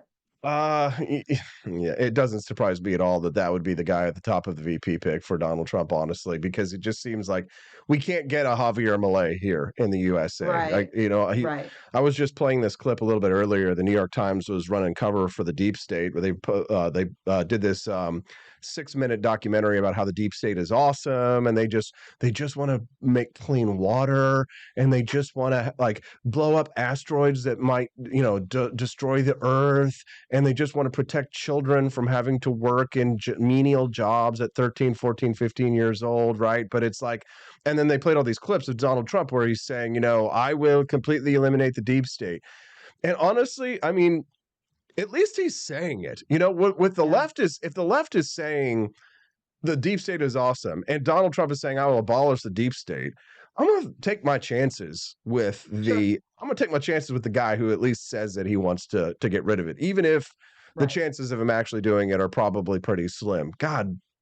And it just makes, I'm so jealous of Argentina. They've just got it so good. I mean, they don't have it good because their economy sucks, and I don't want that here for the United States, but God damn it, I just wish we had Javier Milei here in the USA. Well, I will say that I think if Donald Trump is going to win, and this has been the thing that we've talked about all along, was whether or not there was no doubt Trump could win in the primary, right? But the real question was whether or not he could win in the general. And that I don't think there's been anything that's changed that. I know that everybody felt better about things with all the momentum coming out of the primary and everybody else finally dropping out. And well, he is leading in the battleground states. I mean, his national polling is looking good. He just didn't have the same kind of lead that like a Nikki Haley had, for example, because women, like to vote for women. Right, strategy is going to be incredibly important here, and it's going to have to be more than Trump's just off the cuff, say whatever you think. I don't know. I think if he wins, it will be in spite of himself. Probably. Yeah, no, it'll probably because the Democrats have been so awful. And I think the immigration question right now, I mean, these countries, I hear from friends of mine who live in Denver, Colorado, and their streets are just completely awash in illegal immigrants camping out in tents on streets that they used to walk down every day. It's like very dangerous in what used to be very good neighborhoods. And it's just been in the matter of like 2 or 3 years here that this country has experienced this massive wave of migration. Now, that doesn't mean I'm going to join up with many of these, authoritarian retards who are saying like, that, oh, you want to arm the invasion and I have the gun rights. That's been a big debate online the last couple of days, right? It's either an inalienable right that's granted by God or it's a privilege granted by government. Pick one. But immigration, I think, might be the issue that wins Donald Trump the election in spite of himself, because I think people just, at the end of the day, a majority of Americans recognize that we've got a serious problem on the southern border. For sure. I mean, in Missouri alone, just over and over, what you hear again now in Missouri news is, somebody has been stabbed, somebody has been killed, somebody has been, run over by a car, and the perpetrator was somebody who came into the country illegally. And so it's almost like every other day there's another one of those stories. There is, I think, a ray of hope in the election, in that I don't really understand why the RNC hired Laura Trump. I don't know what her background or credentials are for that position. It doesn't matter, I guess. But I think the one good thing that they did do is they hired Scott Pressler. And so I know that Trump is out here saying we need to have like one day to vote and, no mail-in ballots and all that kind of stuff. But I think if they're going to have a hope of winning, they will listen to Scott Pressler. And I think that the RNC knows that they have to listen to someone like him and use every possible avenue to get those votes in for Republicans, whether they have to do ballot harvesting legally, whether they have to do mail-in ballots, early voting. They have to encourage people to use all of those avenues in voting. If you're just tuning into the Wake Up America show, good morning. I'm Austin Peterson. I'm speaking to my friend Camelia Peterson, and we are not related, but we're glad to have her as a regular guest on the program. She joins us on Tuesdays and Thursdays here on the show at 8 a.m. Central Time. We're talking a little bit about the immigration question, Donald Trump's reelection prospects, and the issues and people surrounding him. that might contribute or deter him from becoming the next president of the United States. Part of me kind of wants to see him reelected, Camellia, for the whole reason that I'd like to see another non-consecutive term president get elected like Grover Cleveland. Isn't that sort of like, it's kind of a selfish and stupid reason, but there's a lot of parallels between Donald Trump and Grover Cleveland, more than just the whole non-consecutive term thing. Like the populist question is a big question right now, and the danger of populism, as we've seen in the last couple of days, is that it very quickly turns authoritarian. It turns away from elitism into authoritarianism very quickly, because, and this is why the founding fathers didn't like democracy, and that, you know, when right wingers talk about, oh, we're not a democracy, it's a kind of ironic to hear that come out of right wing populists' mouth, because the whole point of that, of course, is to protect us from the whims of the crowds. You know what I mean? Right. Well, right. It's kind of like it's a republic when it serves you well, right? Right. Otherwise, if your representatives are not listening and doing exactly what you want them to, then all of a sudden, you know, democracy has failed. Yes, exactly. Yeah, democracy fails when it doesn't do exactly what I want. Right. Yeah. Right. And No. I mean, that's been true on both the left and the right. That I mean, we are guilty about that on the right too. Oh, for sure. I mean, it's an unfortunate thing that people are unable to recognize their cognitive bias or their cognitive dissonance. But so many of the problems that we face from an electoral perspective in the United States are faced with people who are just reeking with cognitive dissonance.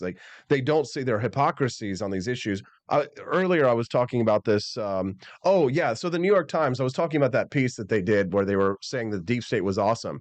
It was only like 3 or 4 years ago that the New York Times wrote a piece saying the deep state is a conspiracy theory; it doesn't exist. Now they're saying it's awesome. Right. So there's the cognitive dissonance there, but there's also just the blatant gaslighting that goes on, where it's like at first they say it's not happening. Okay, Right. it is happening, but here's why it's a good thing. That's like the theme that we get from the media. They really do just think we're stupid, and I don't know. You know, there are. It's hard to argue with them sometimes. I know. I was going to say there are times when they might be right. I mean, there's a reason why they keep doing it. Although legacy media is dying. Thank So it is. You know, I think that's the light at the end of the tunnel. So maybe, you know, maybe they're grasping at straws here, and anything to push that outrage button, to get people to react, to get people to click on their stuff, because they are dying, because we can get our news from so many other sources in real time and you know, in objective ways now. And so I think they are grasping at things in their struggle for their last breaths. So that's a good thing. But yeah, you know, the thing is that people complain about, oh, the big corporations and the lobbyists and the this and the that and who's buying your senator. And really, the problem is your government. The problem is the people you elect. You can talk about the deep state all day long, and I know it's an issue, but it does come down to us doing our due diligence and weeding through that mess of information. Like, that's the upside to the digital age, is we have access to so much more information. Also the downside to the digital age, because we have to be very careful with what we take as truth. So I think, you know, the responsibility still lies with we, the people.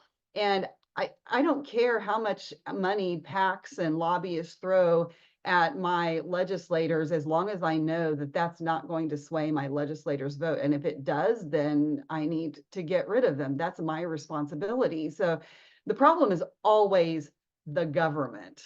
Your elected officials are the government. Damn straight, Camellia, and a good message for a Liberty show. Is there anything else that you'd like to share with our listeners today before we let you go?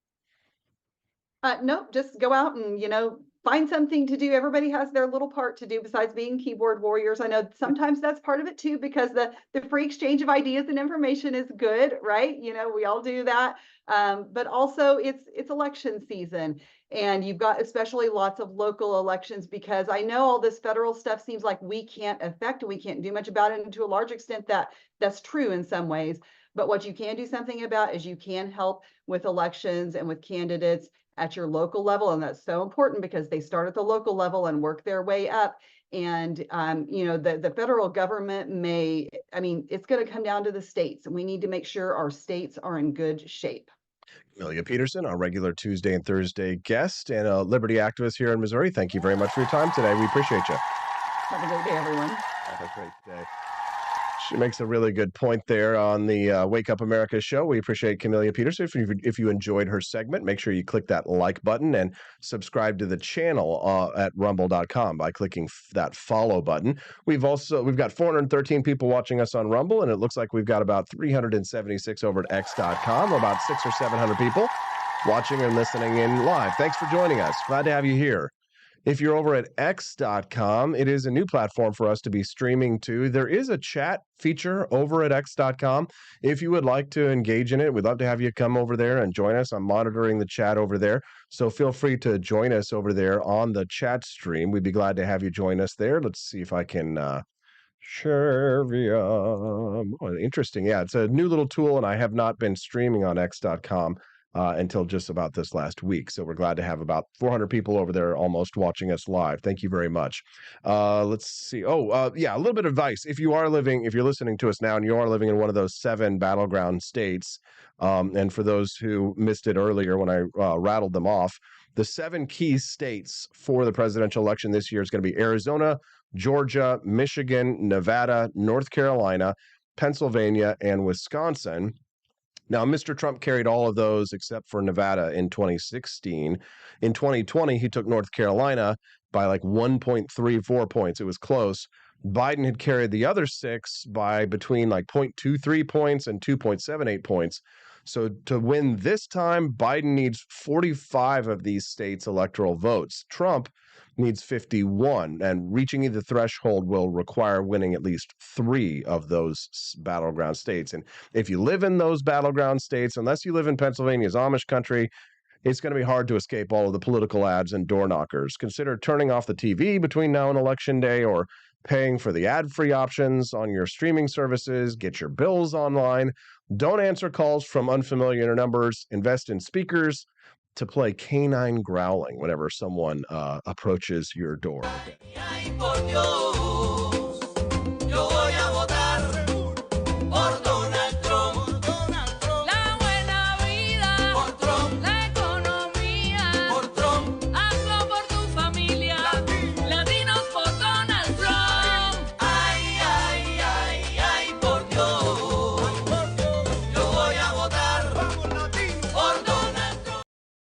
Yo voy a votar. Let me say it again one time. Yo voy a votar. Yo voy a votar. I'm still working on my Spanish. It's not so great. Planet Fitness boycott has started to emerge after a man dressed in women's clothing was changing in the locker room. And guess who got in trouble for being a man in the locker room? No, it wasn't the man, as you see on the screen right now. It was the person who took the picture. Look at this. Oh, look at this. First thing I do is I say, would you look at this? You know what I mean? Yeah. Just look at it. Just look at it. Yeah, well. What the heck is that? What's going on? That is a man in the women's locker room, and the person who took that picture of the man changing in the locker room is the person who got kicked out of Planet Fitness. Thank you for that video recording. We appreciate that. Daniela Pensack joining us live in less than 5. Coming up, before we get to Daniela, a little mini documentary I produced about one of the most libertarian films in U.S. history. Enjoy the little mini documentary for the bonus content you unlocked, and I'll be right back with Daniela on the Wake Up America show at wakeupAmericaShow.com. The most libertarian movies in U.S. history series. In the movie Loving, They Loved, a segregated Virginia did not love them back. Loving v. Virginia was a Supreme Court case that struck down state laws banning interracial marriage in the United States. The plaintiffs in the case were Richard and Mildred Loving. a white man and black woman whose marriage was deemed illegal according to Virginia state law. The Lovings appealed to the Supreme Court, which ruled unanimously that so-called anti-miscegenation statutes were unconstitutional under the 14th Amendment. The decision is often cited as a watershed moment in the dismantling of Jim Crow race laws. Jeff Nichols's Loving film powerfully revisits an era of stark racial segregation in America, focusing on the real-life story of Mildred and Richard Loving, an interracial couple whose marriage led to a landmark Supreme Court case. Set in Virginia, a state with a long history of laws against interracial unions, the film delves into the intimate world of the Lovings, arrested in 1958 simply for marrying across racial lines. The narrative begins in the late 1950s, capturing the profound connection between Mildred, Ruth Nega, and Richard, Joel Edgerton, a love expressed beyond words, through mere presence and shared moments. Their journey from love to legal challenge begins quietly, underlining the normalcy of their relationship in stark contrast to the societal uproar it incites. With Virginia's oppressive laws as the backdrop, the Lovings' decision to marry in Washington marks the start of their legal and emotional turmoil, leading to a nighttime arrest by local authorities. Jeff Nichols's film Loving takes an approach to storytelling that subtly brings historical figures to life, focusing on their humanity rather than their monumental impact on civil rights. The Lovings' ordeal underscores a significant American moment, highlighting the power of ordinary love to challenge and overturn deeply ingrained societal injustices. In the film, the Lovings are presented not as symbols of exceptionalism, but as ordinary people, whose love story reflects broader themes of racial tolerance and equality. Loving captures the essence of the Lovings' struggle, offering a poignant reflection on their personal sacrifice and its impact on American society. The film's quiet intensity and focus on the Lovings' relationship humanize a pivotal legal battle, making it a compelling narrative of love against the odds. Critics praise Loving for its nuanced portrayal of the couple and its significance in the context of America's ongoing racial discourse. In summary, Loving is a testament to the enduring power of love, highlighting a key moment in civil rights history through the intimate lens of Mildred and Richard Loving's extraordinary journey.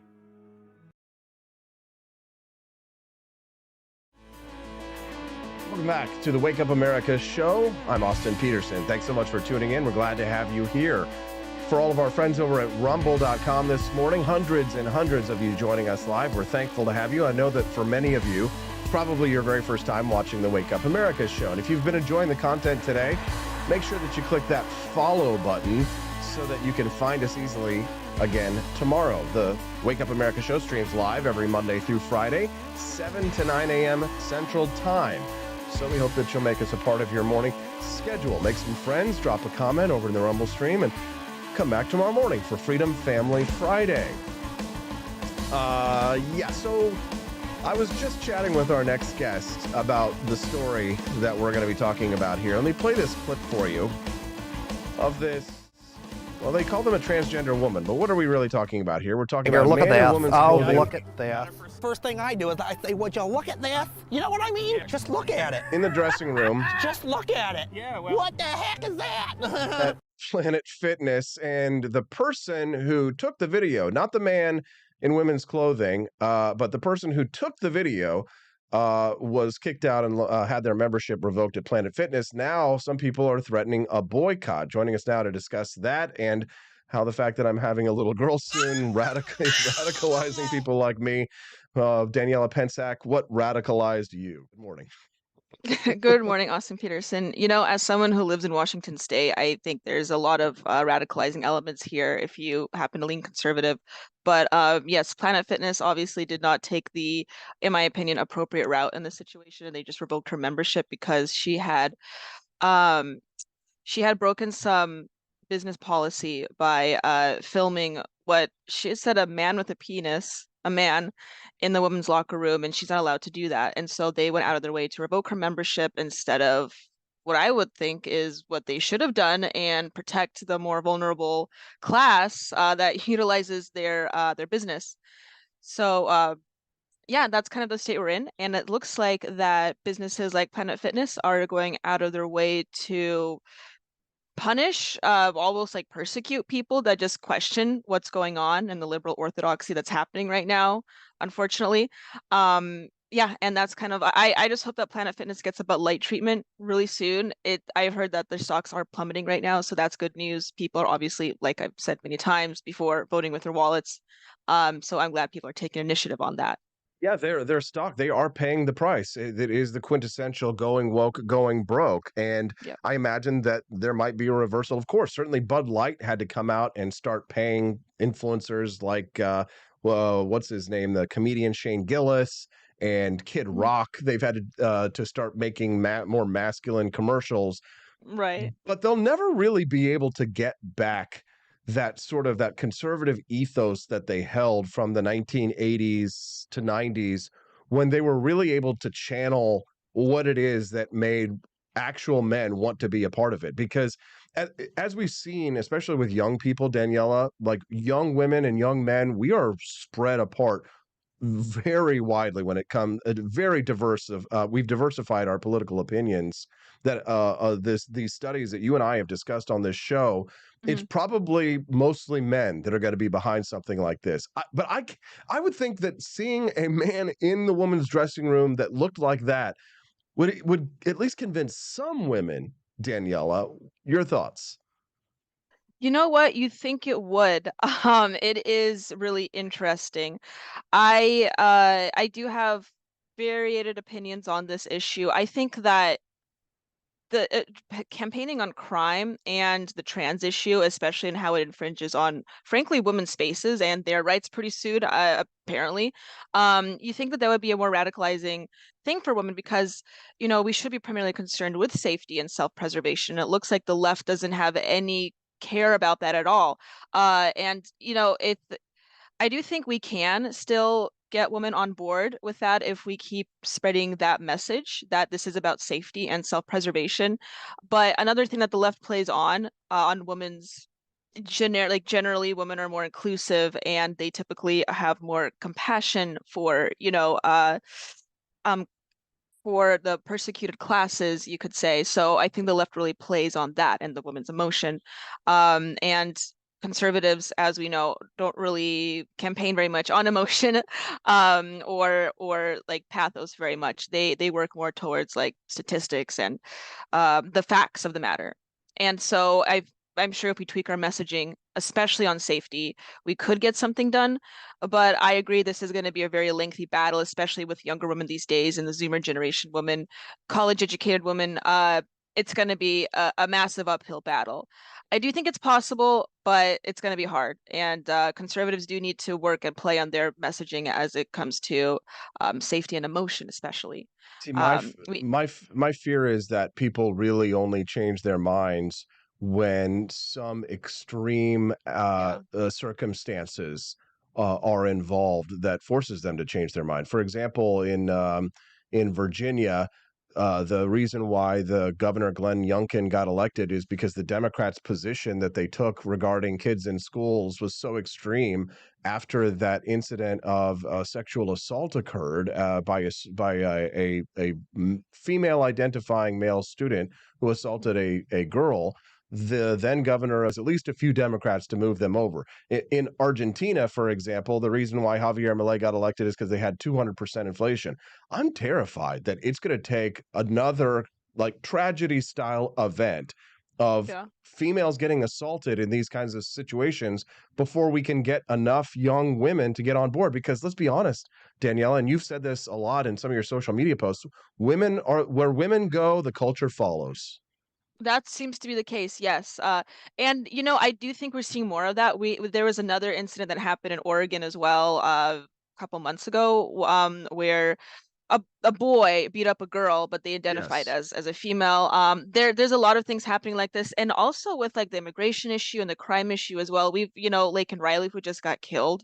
Been more instances like that. Like there was another kid that was killed in Texas, and another one I think in, or was it Pennsylvania? I don't remember. But at any rate, there's more of these things that are happening and they are getting national attention. And that's really good to see that it is getting the attention it deserves. Unfortunately, a lot of it has to be pushed by more conservative pundits because the other media conglomerates aren't really reporting on it, interestingly enough. But this stuff, thankfully for Twitter and other social media platforms, we can proliferate this information, and it should be done, because the more people see this and they see that there is a major issue when it comes to crime and the trans issue, I think more can be done, but it's going to take a while.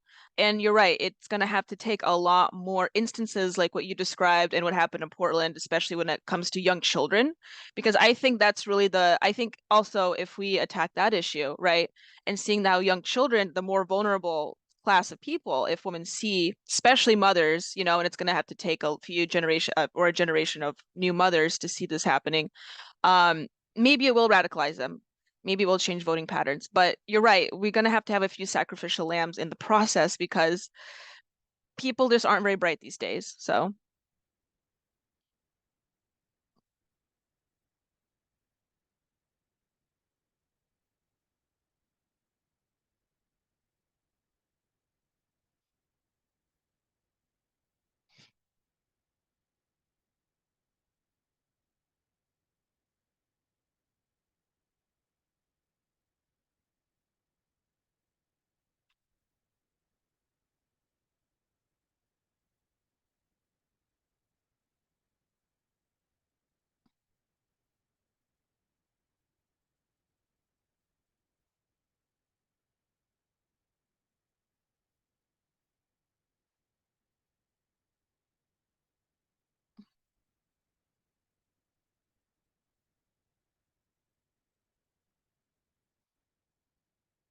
Yeah.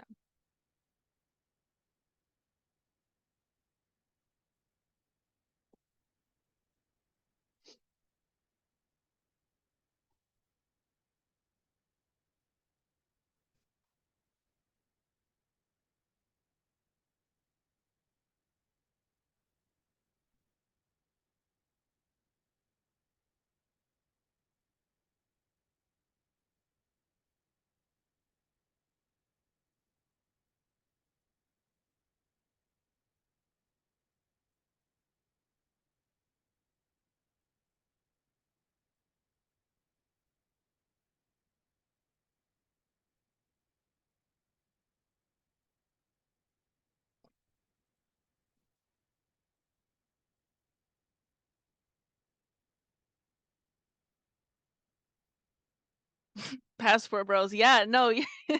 Um, that's very true. But I think this is true of like both people. I don't think also a lot of women are going to care about this issue until they have children or a child themselves as well. But but it's true, especially with men, they need something to protect, right? I think that's what primarily men are driven by, is that when they do have a woman next to them or a little girl, they need to they feel have a need to protect them, and that's completely natural. I think this is why, parents are the demographic. Parents with newly born children are the demographic we should really like work with here. Because, and I hear this all the time, that when you have new parents or even newlyweds, people's opinions change. When they leave college, they actually have to get a job and have to deal with the taxes that they're being faced right now. Their opinions start to change. It takes real life situations to change an opinion, right? And to change outlook.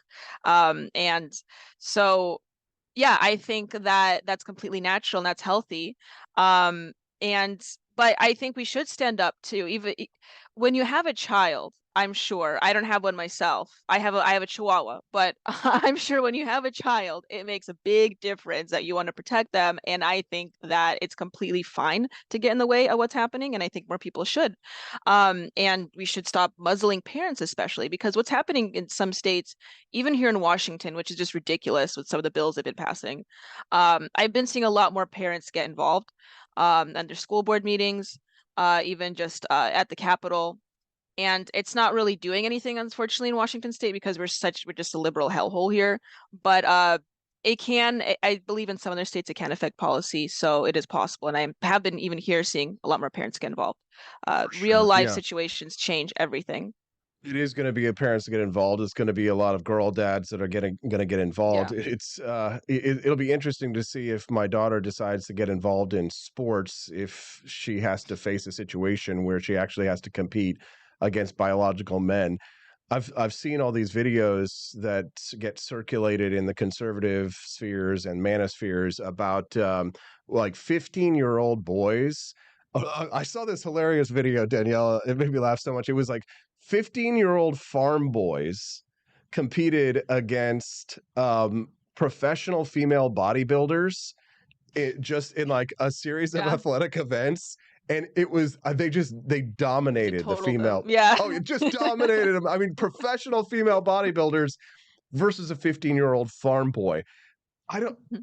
It's amazing to me that this mind virus has proliferated as much as it has. I mean, is it social media that is proliferating this the most? Is it just the culture in schools, Hollywood, some amalgamation of all of the above? But how could we have successfully convinced a generation of young people that women and men biologically no differences whatsoever and can compete on a level playing field? How did this happen? Yeah, I think it is a mix of it's a constellation of issues. I think it is primarily education as well, and that they, as someone who's been to college, obviously, and from what I hear, I think a lot of it is academic institutions are pushing this narrative. When I went to college, especially like my first few years, they really like I had to take like gender communications classes. They had like all these different class. I just think were unnecessary. So yeah, I think a lot of it is academic institutions. They've been completely co-opted by the left. This has been completely obvious. More people are working towards like breaking down DEI practices that are happening because a lot of this are being brought in by I think we're getting in people of a certain ilk to become our educators, people that are trans and have all these ideas, and so and they're pushing this narrative on purpose through academic institutions, especially because we're seeing more people are going to college when they just don't really belong there, and that's fine. Trade school is an option, but I think that since that is the nucleus of where this is happening, they really push this narrative there. I do think a lot of it is culturals too. If you just anyone who uses social media, they can see that there is like a narrative that's being pushed there as well. There's certain censorship policies you can't break because of that. So I think it's cultural. I think it's primarily academic though. And as far as media is concerned, I'm sure, but they go out of their way to censor. I think the problem with media is that they go out of their way to not tell us some things. That's, I think, the problem with media, right? There's a lot of stories out there, and people who use more like right-wing social media or in certain communities should know this, but there's a lot of stories out there that just don't get reported on, and it's disturbing. I've noticed that more and more, especially with these migrant killings that has been happening. But yeah, I think you're right, Austin. It's definitely a mix of things. But I think academia, higher academia, is the crux of this right now, at least. So You got a master's degree, so you kind of, I mean, recently have seen what academia has become. So, I mean, from your yeah. experience, is this something you're speaking from experience? Yeah, no, absolutely. I've been to 3 different colleges. And my first 2 years I went to a community college. And then I transferred to a 4 year. And at least with the community college, I recall, because that your first 2 years of college, you're still kind of like experimenting what you want to major in, but you do have to take all these prerequisites first. And I just remember, and of course I go to liberal schools here. It's Washington State. I live in like the most liberal part of Washington State too. But yeah, a lot of the courses I just think were frankly unnecessary. And not only that, but the courses that were more necessary, the teachers there, the teachers there still like try to push these narratives. And I went to school for a political science, right? So it's a social science degree, and you just know that they're just going to put in everything they can in every lecture something weird, if you know what I'm saying. That's just not needed. So I had to take a lot of like I said, gender communications, cultural communications classes, and it was just a lot of it was I'm just going to say heavily left wing with the left wing narrative. I come from a very conservative background, And so I went to a very conservative school early in life, and I think that settled the foundation for me when I went into school. But boy, it's so easy though to go to school without a certain foundation and then just get like washed away into that liberal propaganda because it's being taught to you as factual, and a young adult doesn't know the difference. And that's, I think, a big problem that's happening to Americans today. I completely agree. And I imagine that the 653 people watching us over live at rumble.com must agree too. And if you do, make sure you click that like button on the stream for the show that you're watching, which is the Wake Up America show. I'm speaking to Daniela Pensack. She's a field coordinator for Turning Point USA. We're talking a little bit about woke culture amongst academia, as well as a story of Planet Fitness, who has revoked the membership of a woman who took a picture of a man who was in the women's dressing room. Certainly a disturbing story. Just out of curiosity, not exactly related to this topic, but Daniela, since you're in your time working at Turning Point USA, you ever been confronted by leftists on campuses or in public at all yet? It's yes and no. The fact of the matter is when I tell them, which I have to at some point tell academics or school administrations that I do come on behalf of Turning Point, a lot of them just shut me out immediately. So in a way, I kind of get forfeited from experiencing that because as soon as they know who I'm with, they just don't even want to deal with me. But the few times that I have I primarily work with conservative organizations and conservative teachers whenever I can get the chance already. So it's kind of like preempted. But when the few times I could table like at a school that was more liberal. I have had to confront a few things, mostly with students, but they're high school students. What's the worst they can do? I was called a few unsavory things here and there. I did table for a college one time, because we have a college department as well, obviously, and that was more intense. I'm I'm really glad I don't like work for the college department, frankly, because boy, they have to deal with a lot. They can just go on campuses and table right away, right? They're allowed to do that. And yeah, the students there hate you. That's brutal. No, for That's sure. brutal. Yeah, college Da- students are a bit more intimidating. Daniela, is there anything else you'd like to share with our listeners or plug before we let you go today? I'm just gonna plug my usual, Austin. If you like what I said, and I have way more to say, follow me on Twitter at Pensac Daniela. Again, that's at Pensac Daniela, last name, first name on Twitter. I post a lot there every day, so really interesting stuff. She posts a lot Also, about dead philosophers and yeah. recreations of famous Greek sculptures and paintings and things like that. So, Right. I with her dog. cosplay as dead philosophers. So if that's something you like, if you have a more academic bent to you, follow me on there. You're gonna have a lot of fun. So, but Danielle, that's pretty much it. we've appreciated you've been with the Wake Up America show now for like I think pretty much almost a year, maybe a little bit more. We're always glad to have you, and we're grateful because we know you've got to get up super early to join us here and to share your wisdom with us. And it's always a great segment. We appreciate you. I highly recommend everybody follow you online in the social networks that you just had. Thank you for your time, Danielle. We look forward to your report next week. Awesome. I'm excited to be back next week. Thank you, Austin. Thank you very much. Give it up for Daniela Pensac. Por Dios, yo voy a votar por Donald Trump.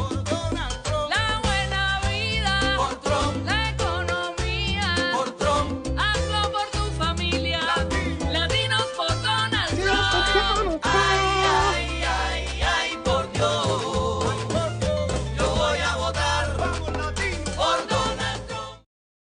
Por Donald Trump.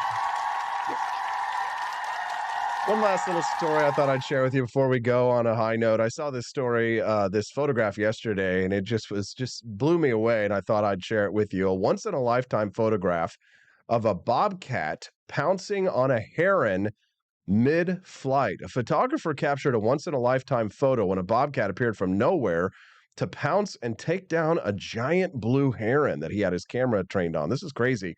You can see the first photograph here. Now, if you look down in the bottom right-hand corner of the screen, you can just see the bobcat. There's his ear right there, and he's looking up at the heron, and he's right down there in the bushes, hiding out, waiting for the heron to go by, getting ready to make his moves. You can see there he is circled in the reds, right? So it wasn't until after that he took the photos that he realized what he had just captured, and then boom, as the heron's going by, the bobcat makes the jump. Look at its legs splayed out there in the air, taking a bite out of the heron's neck.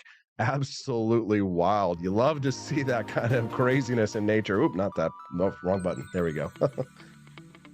Did you enjoy the Wake Up America show today? I know for many of you, 746 on Rumble, many of you just might have tuned in a few minutes ago. The show is, well, almost over. Not entirely over. But if you liked what you heard for the last few minutes and you'd like to come back and join us, we do this show 5 days a week. Yes, so that's good news, right? So make sure that you click like on the feed and follow the channel so that you can come back and join us. Tomorrow's Friday, which means we get a little weird. Freedom Family Friday, and the live show features my smoking hot redheaded libertarian wife who is pregnant with our first child, and we call it Freedom Family Friday. And then my brother Justin Peterson joins us live from Boston, so it's a good time. We have a cute little pregnant lady on the show, and we talk about, life and society and some politics and news, right? But mostly we try and keep it light and goof around, talk about society, social issues and different things like that, right? Psychology, relationships, dating, right? It's a little bit more fun. Monday through Thursday is like more of the hardcore political coverage, like what you've seen today. So if you enjoy it, click like, follow, come back tomorrow.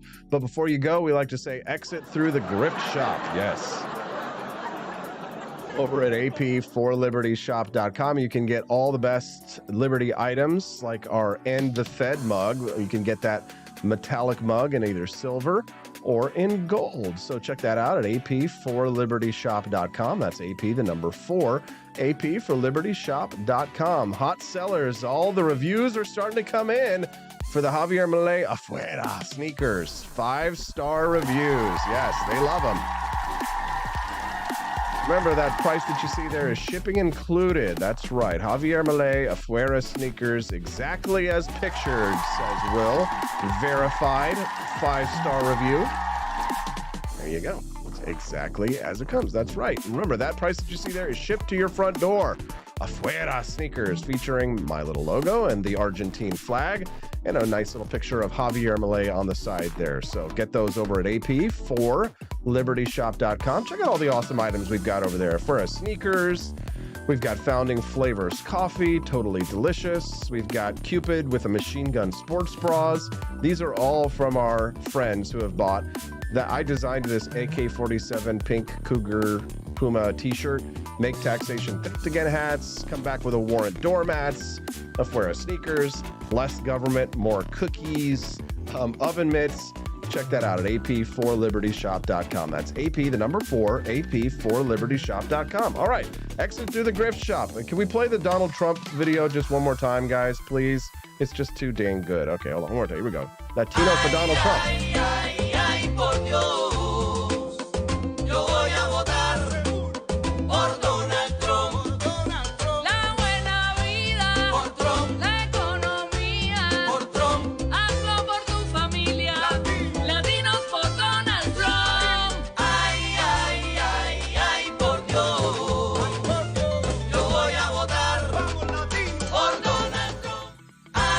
All right, guys, we'll see you tomorrow. Thanks so much for joining us. It's been a great show, and tomorrow we will be back in the TV studio. Yes.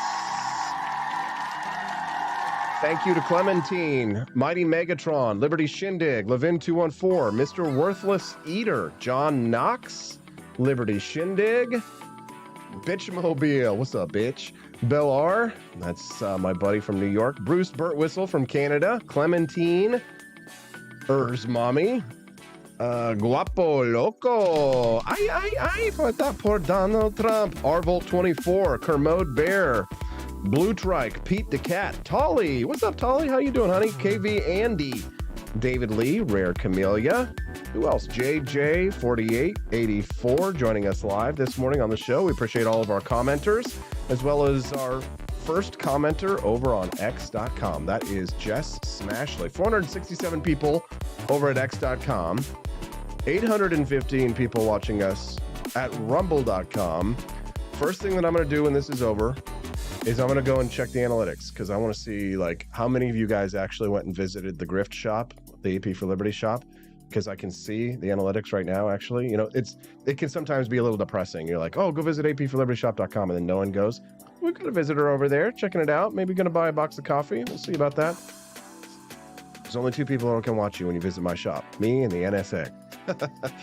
We'll see you guys tomorrow here on the show. Thanks so much for tuning in. I hope that you will join us again tomorrow, same time, same channel, Wake Up America Show at wakeupamericashow.com. Take care, guys. Oh. How dare you?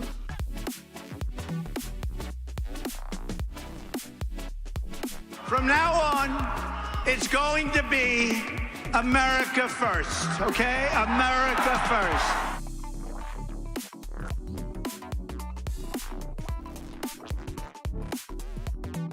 Expanse of time, a year might seem like a mere moment, but oh, what a year it's been. In September 2022, Austin and Stephanie Peterson embarked on a journey to wake up America. They began humbly, with just 20 souls tuning in, learning, listening, and though challenges arose, like the looming shadow of YouTube demonetization, their spirit never waned. And now, thanks to you, thousands rise with the sun to join them, to listen, to engage, to be a part of a community.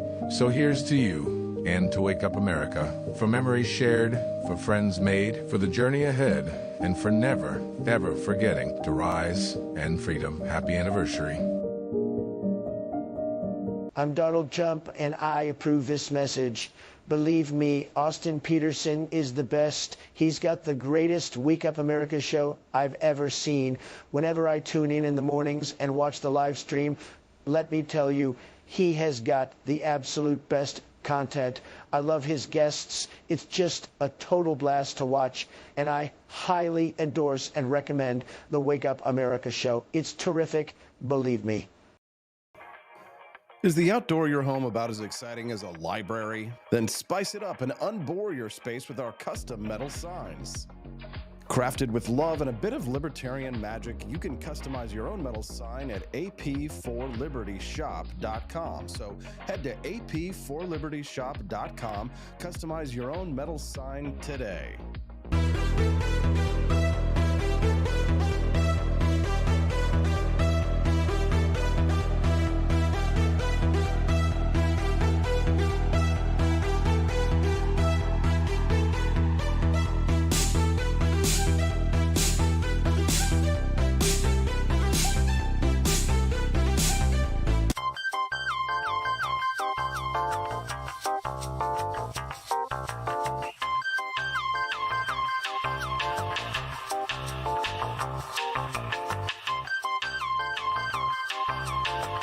Welcome to a world of vocal discovery at Peterson Voice Studio.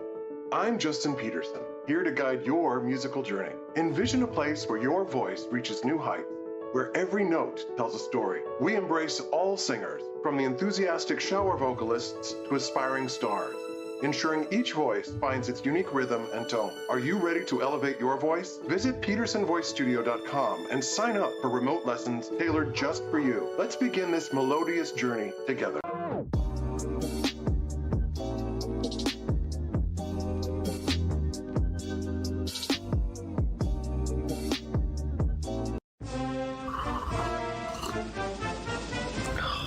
Tired of spending your hard-earned money on woke corporations that don't share your pro-freedom values? Fed up with sipping liberal lattes and progressive cappuccinos? Introducing Founding Flavors from AP4Liberty Shop. Get your day started with Washington's Revolutionary Roast. As robust and principled as the man himself, this blend is the shot of energy heard round the world. Or maybe you want to taste the fervor of freedom with Adams's Patriotic Perk. It's as dynamic and balanced as the U.S. Constitution, sure to awaken your spirit of liberty. For the aficionados, we've got the Jeffersonian Java, a complex mix of flavors that speaks volumes about your refined tastes. And don't forget Betsy's Liberty Lullaby, our decaf option, crafted with the same care and dedication Betsy Ross put into our Star-Spangled Banner. This blend lets you enjoy the taste of freedom anytime without losing sleep. No woke beans here, folks, just pure patriotic pro-freedom flavors brewed with love for liberty. So why compromise your principles for a cup of coffee? Stand up for your values, perk up your patriotism, and start your day the American way. Get your founding flavors at ap4libertyshop.com.